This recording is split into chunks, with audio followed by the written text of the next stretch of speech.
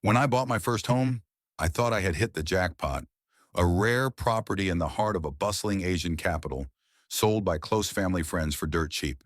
They'd been overseas for years, hadn't finished the renovations, and just needed to offload the place quickly. I wasn't naive, though. I knew it needed work. The front door was literally locked with a padlock. No gate, no finished plumbing. But hey, it was mine. Or so I thought. On day one, before I even unpacked, I walked into my garage and froze. Someone's motorbike was parked inside, like it belonged there. I rolled it out onto the road without a second thought, and by that evening, some angry man was banging on my gate. I ignored him, watched from my window as he paced and cursed, then eventually took his bike and left. That should have been my first clue. This neighborhood had been treating my home like public property for years, and they didn't like that it suddenly wasn't. Things calmed down after that, mostly. Random people would block my gate until I put up a big no parking sign, but it was one neighbor in particular who made my skin crawl. An older man next door, retired mechanic, lived on the ground floor of a three-story house he rented out.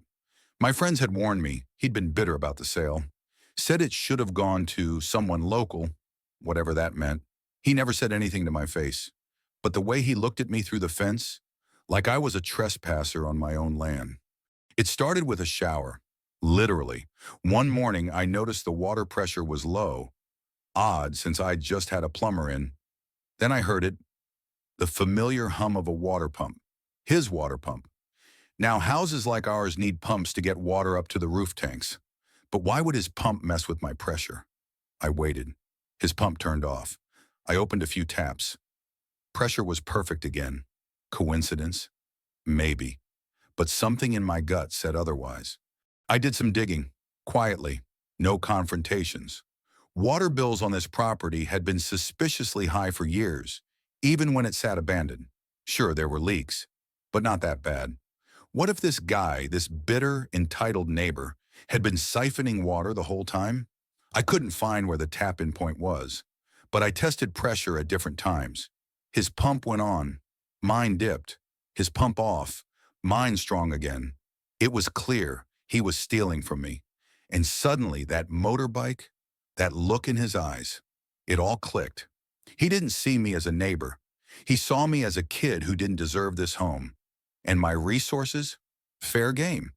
Now, water's cheap in my country. We're talking like $5 a month, tops, even with my 3 dogs, weekly car washes, and garden. But this wasn't about money. It was about principle.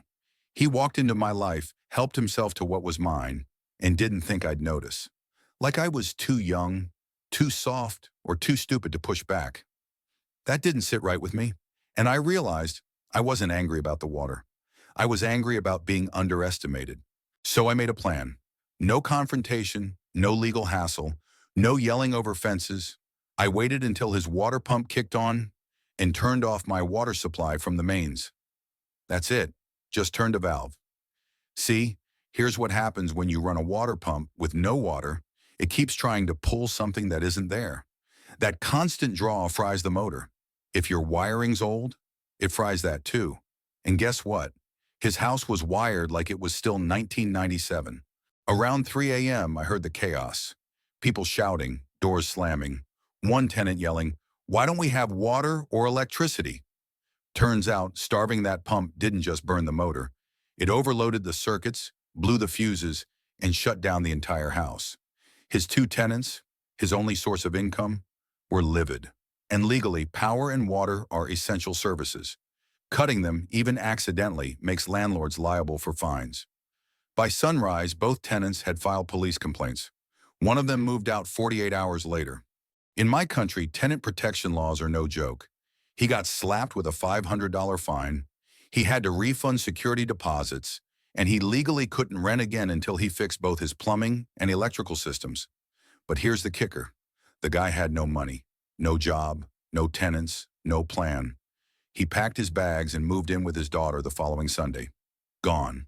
A few days later, he showed up at my gate, calm on the outside,